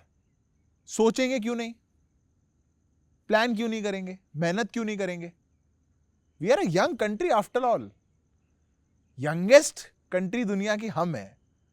आधी आबादी 35 साल से नीचे है, एवरेज एज 28 है, देश को हम नहीं रिप्रेजेंट करेंगे, कौन करेगा? तो I think every young person should plan about this. हाँ, कब करना वो बात की बात है, वो हर किसी की टाइमलाइन अपनी अलग हो सकती है. Did you notice that as soon as we moved from personal to political, Siddharth की जो बात करने का तरीका है चेंज हो गया, चेंज हो जाता है. बिल्कुल चेंज हो गया. So I think I can say I'm kind of a shy person when it comes down to personal life. हाँ. और I think मैं अपने काम को लेकर के बहुत पैशनेट हूँ. Exactly. ये पक्का है. And that's a very good thing about you. हाँ. I was just about to ask you this only कि at this young age आपने मतलब यूजुअली क्या होता है कि कोई बच्चा बाहर जाता है या पढ़ाई करता है या अपने करियर पे फोकस करता है, तो आपने क्यों मतलब इसी को पॉलिटिकल में कि यार मैं इसको रिप्रेजेंट करूँगा, इस पार्टी को रिप्रेजेंट करूँगा, एक थॉट प्रोसेस को हार्डकोर पॉलिटिक्स में आने का मतलब क्या रीज़न था? ऐसा कुछ या पर्सनल कुछ ऐसा था कि यार नहीं मुझे तो बस करना है? यार देखो, मैं तो जैसे मैं गुड़गांव में बड़ा हुआ, यहीं पे पढ़ा, हरियाणा का अहिरवाल रीजन का रहने वाला हूँ. यहाँ पॉलिटिक्स का बहुत क्रेज ऐसा सच नहीं है, यहाँ डिफेंस का क्रेज है. राइट. हरियाणा में मतलब देश की आर्मी में 10 में से 6 लोग इस रीजन से आते हैं, अहिरवाल रीजन जिसको कहा जाता है. हर घर में जाओगे कि एक जवान मिल जाएगा, पॉलिटिशियन नहीं मिलेगा. पॉलिटिकली बहुत एक्टिवेटेड चार्ज्ड एरिया भी नहीं है ये, जैसे यूपी बिहार में रीजन है बहुत पॉलिटिकली एक्टिव चार्ज्ड है. मैं खुद भी डिफेंस बैकग्राउंड से आता हूँ, मेरा पूरा परिवार डिफेंस में है. और दादा से लेके my father he was a martyr, मेरे चाचा जी उनने आर्मी में सर्व किया, मामा जी, मतलब I can't think of a person जो नहीं था. बट जब मैं कॉलेज गया तो I got associated with Akhil Bharatiya विद्यार्थी परिषद, ABVP. और मैंने वहां पर पॉलिटिशियन होना तो नहीं सीखा, मैंने एक्टिविस्ट होना सीखा. और विद्यार्थी परिषद एक ऐसा प्लेटफॉर्म था जिसने सही को सही और गलत को गलत कहना वो मुझे सिखाया, उसके लिए लड़ना मुझे सिखाया. मैं 10 साल वहाँ पे रहा, बहुत मेहनत करी. आई वाज स्टेट सेक्रेटरी 3 बार. मैं कॉलेज यूनिट से शुरू हुआ था, जोन को convener, state secretary, national media convener. लंबा पाथ ट्रैवल किया. मैं 10 दिन केजरीवाल के घर के बाहर सोया था सड़क पे. सड़क पे सोना कैसा लगता है वो विद्यार्थी परिषद ने सिखा दिया था. ऐसे तो बहुत धरनों में, सत्याग्रह पे बाहर ही सोते थे सड़कों पे. बहुत बार होता था कि लंबे लंबे प्रोटेस्ट चल रहे हैं, अनशन चल रहे हैं, मेहनत चल रही है, धूप गर्मी कोई चीज़ का कोई परवाह नहीं है. किसी का काम आया है, कोई स्टूडेंट आया है, उसके लिए लड़ाई लड़नी है, यूनिवर्सिटी में जाना है, किसी और के काम को अपना काम समझ करके जी जान लगा देनी, नहीं सोचना क्या है. तो वो एक्टिविस्ट होना मेरे को वहाँ से सीखा. जब मैंने वहाँ पे वो एक्टिविस्ट होना सीखा, I think then is when मुझे ये पॉलिटिकल इंक्लिनेशन आया. एंड आई थॉट कि एक कदम और आगे बढ़ा के why should I not join the main stream politics. और मैं अपने आप को बहुत लकी मानता हूँ. और मैं मानता हूँ ये सिर्फ बीजेपी में हो सकता है. Since I was involve with the media before, while I was in the ABVP, I received a call from Bharatiya Janata party to come and meet in the office. ये किसी और पॉलिटिकल पार्टी में नहीं होता. ये भाजपा में ही हो सकता है जहाँ पे यंग लोगों को, मेरिट के लोगों को, परफॉर्म करने वाले लोगों को पार्टी ढूंढ रही है, नए लोगों को मौका देना चाहती है, कुछ नहीं सोच रही. और उनको चाहिए कि यंग लोग आए जो पैशन के साथ अपनी बात को रखते हैं, जो उस चीज़ को जीते. मैं I am that kind of guy जो मैं कर रहा हूँ ना, if I don't believe in it मैं नहीं कर सकता. मैं आपसे जो बात कर रहा हूँ ना, अगर if I don't believe in it मैं कह ही नहीं पाऊंगा. मैं बिलीव करता हूँ उसको, मैं जी रहा हूँ उस बात को, मैं उसको सही मान रहा हूँ, और उसके लिए दैट इज़ द पर्पस जिसके लिए मैं लगा हुआ हूँ. और आई एम वेरी प्रिविलेज्ड कि पार्टी ने मुझे बुलाया और इतना प्लेटफॉर्म दिया, इतना सम्मान दिया एट दिस यंग एज. तो आई थिंक वो लीप मेरे साथ हुआ. But yet again I see this and I am very particular about it. हर यंग आदमी को should break the barriers and should move ahead. मेहनत लगती है इस काम में. I am a practising lawyer और साथ में मैं पार्टी का काम कर रहा हूँ. I know how much it takes. आसान नहीं है, ये तो पक्का मैं कहता हूँ. आपको कोर्ट भी जाना है, आपको you have to earn your bread and butter, आपको वो भी एक काम करना है, और आपको पार्टी के लिए भी निस्वार्थ भाव से काम करना है. दोनों कामों को करना, बट फिर मन में आता है कि अगर यंग आदमी नहीं करेगा तो कौन करेगा, आज नहीं कर सकते तो कब करेंगे। तो ये पैशन सबको अपने अंदर जो है और हर किसी के पास है, बस उसको ढूंढना है, बाहर निकालना है और उस पर्पस के लिए लगना है। So, as we approach the end of the podcast, this was a beautiful mainstream political podcast, and we will again have a more personal podcast with you. I think political is only नहीं, personal वाली जो side है ना, उसमें से जो चीजें निकल के आएंगी ना, दैट विल बी अमेजिंग। वो पता नहीं, आई थिंक पर्सनल वाले में मैं कट कर रहा हूँ पॉलिटिकल वाला तो ऐसे ही चल सकता है। तो मेरे को सिद्धार्थ भाई क्लोजर पे चलते हुए एक बात बताओ, या रादर एक मैसेज फॉर द यूथ जिसको पॉलिटिक्स में आना है और भाजपा से जुड़ना है, वो कैसे पॉलिटिक्स ज्वाइन कर सकता है, कैसे भाजपा से जुड़ सकता है और एक कार्यकर्ता से पीएम तक का सफर कैसे तय कर सकता है? यार दो पार्ट है आपके क्वेश्चन के। पहला तो ये है कि बीजेपी के पास बहुत एवेन्यूज हैं काम करवाने के। जो आपकी कैपेबिलिटी है, आप पहले उस कैपेबिलिटी को पहचानो और उस एवेन्यू में जुड़ो। इस बात की मैं गारंटी है, मैं एफिडेविट पे लिख के दे सकता हूं आपको, जो काम आप कर रहे हो अगर आप उसको बहुत अच्छे से करते हो, you will rise up in the ranks like anything. आप देख नहीं पाओगे, सोच नहीं पाओगे आप कैसे आगे बढ़ गए। ये मैं गारंटी बोल रहा हूं आपको। आपको लगेगा आपके साथ इधर यू आर टू लकी, या आपको लगेगा आपके साथ भगवान कुछ विशेष कर रहा है, बट अगर आप उस काम के मास्टर हो और आप बीजेपी की उसी एवेन्यू में जुड़े हो, तो आप देखना कि आपकी क्या सक्सेस है। दूसरी बात, हमारी पार्टी बड़ा कार्यकर्ता भाव वाली पार्टी है। कुछ बनना ये मत सोचो, कुछ करना ये सोचो। पहले दिन अगर ये सोच के आएंगे कि हम पीएम कैसे बनेंगे, तो 1 साल निकालना भी मुश्किल हो सकता है। आप ये सोच करके आओ कि हम देश के लिए काम कैसे करेंगे, हम मेहनत कैसे कर सकते हैं, पार्टी को आगे कैसे बढ़ा सकते हैं।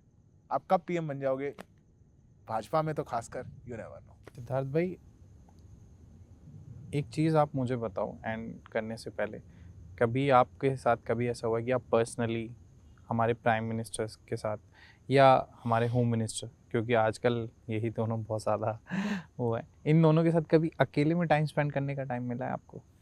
यार टाइम स्पेंड करना तो कहना गलत हो जाएगा, but I have had the opportunity मिलने की, अकेले में भी and definitely on party platforms. कैसा है उनका नेचर, कैसा है इन पर्सन? बिकॉज हम तो अभी तक कभी मिले नहीं, टीवी पे उन्हें देखा है, उनकी एक इमेज देखी है जो मीडिया बनाती है। यार प्राइम मिनिस्टर के लिए मैं एक बात बोल सकता हूँ, I think it was the greatest privilege. मुझे 6-7 मिनट उनके साथ अकेले मिले हुए हैं और मैं इसको बहुत बड़ी प्रिविलेज मानता हूँ, क्योंकि उनकी उस साइड को देखना जो टीवी पे है वो एक लिमिटेड स्पेस का काम है, पॉलिटिकल स्पेस का है, गवर्नेंस स्पेस का, यही काम है। But I as a person I think he is the most sensitive person you will ever meet, the most sensitive person. वो कितनी चीज को फील करते हैं, कितना उसको भापते हैं, कितना उसके लिए कंसर्न रहते हैं, हर चीज में कितना पर्सनली अटैच करते हैं, अपने काम को कितना सीरियसली वो लेते हैं, उस काम के इम्पैक्ट को कितना ज़्यादा जानना चाहते हैं। वो कोई काम करने के लिए नहीं कर रहे। अगर आज ये हो पाया, इतना कुछ देश में हो पा रहा है, उसमें जो सेंसिटिविटी फैक्टर है ना उनके काम में, आप उसको कभी देखना। तो आई थिंक वो जो साइड है ना उनकी, एंड आई थिंक मतलब आई होप कि वो साइड भी दुनिया के सामने ज़्यादा से ज़्यादा आए, क्योंकि अभी मेरा आप पॉडकास्ट पे भी आप पूछ रहे थे, आपने पर्सनल क्वेश्चंस कुछ पूछे, मतलब आई एम अ वेरी शाय गाय, तो बात अलग हो गई। हर किसी की लाइफ में बहुत कुछ अलग होता है। प्राइम मिनिस्टर मोदी जी को इतना ज़्यादा खराब बोला जाता है, इतना कुछ बोला गया, और वो उस घूंट को पीते जाते हैं, और उसके बावजूद वो इतने सेंसिटिव है। नहीं तो यार आदमी पत्थर हो जाए, आपको और मेरे को कोई 2 दिन 10 दिन ही गालियां दे देना, आदमी को लगने लग जाता है मैं किसके लिए कर रहा हूँ इतनी मेहनत, क्यों कर रहा हूँ, ये सब किसके लिए है। पर इट इज नरेंद्र मोदी जो इन सब चीजों की परवाह करे बिना वो ये सोचते हैं कि मैं जी रहा हूँ इस देश के लिए, मैं मरूंगा इस देश के लिए, मुझे काम इस देश के लिए करना है। और हमारे होम मिनिस्टर साहब हो कैसे? एंड डेफिनेटली एचएम साहब का हम सबको, मैं पर्सनली उनके साथ कभी नहीं मिला हूँ, सिर्फ पार्टी प्लेटफॉर्म्स पे मिला हूँ, but what I have heard of him is वो बहुत वर्क ओरिएंटेड, टारगेट ओरिएंटेड व्यक्ति हैं। बहुत ज़्यादा गुस्से में रहते हैं क्या? गुस्से में नहीं रहते, ऐसा लगता है देख के। ऐसा देख के लगता है उनका उनने काम ऐसे किए जो औरों को बहुत गुस्सा चढ़ाते हैं, इसलिए लगता है कि 370 हटाने वाले के लिए तो बहुत लोग गुस्सा देंगे, तो गुस्सा लगता है। बट अदरवाइज जो मैंने सुना है उनके बारे में, he is also very compassionate, उनके अपने इंटरेस्ट बहुत हैं, उनको खाना पीना भी उतना ही अच्छा लगता है, जो बातें हम लोग सुनते हैं एज कार्यकर्ता, और बड़े फूड चॉइसेस भी हैं, तो I think it is the same for him. और बट उनका वर्क ओरिएंट और उनके जो एक टारगेट अप्रोच है वो I think makes him very unique. But definitely for the PM I think जो मेरे 7 मिनट उनके साथ थे, 7 या 8 मिनट, मैं उसको कभी लाइफ में नहीं भूल सकता। एक तो जो स्पार्क है ना उनमें, यू गेट ऑस्ट्रक, इधर यू कैन, अगर आपने उनसे आंख मिला लिया तो या तो आप खो ही जाएंगे या फिर आप आंख ही नहीं मिला पाएंगे। अब आंख कौन नहीं मिला पाता वो आप समझ जाओ, और खो कौन जाता है वो आप समझ जाओ। या इंडीड। चलो सिद्धार्थ भाई, thank you so much for coming on the podcast. Pleasure always. बहुत ही Thank you अच्छा so लगा, much. और आप एक बार हमारे साथ फिर से आए हो, और एक बार फिर हम आपके साथ बैठना चाहेंगे, और उस बार कोशिश करेंगे कि उस पॉडकास्ट को हम इतना ज़्यादा पॉलिटिकल Personal. ना होने दें, थोड़ा थोड़ा सा सा प्रिपेयर करना Personal हाँ। prepare करना पड़ेगा। उसके आज के लिए लिए तो देखो मैंने आपसे कोई क्वेश्चंस नहीं पूछे थे, हाँ। तब के लिए जरूर बताना। 100 बिकॉज़ आई थिंक वो क्वेश्चंस में विदाउट प्रिपरेशन आंसर नहीं कर सकता। चलो, थैंक यू सो मच भाई, Thank you so much for being here today. Okay, thank you. Thank you. हाँ।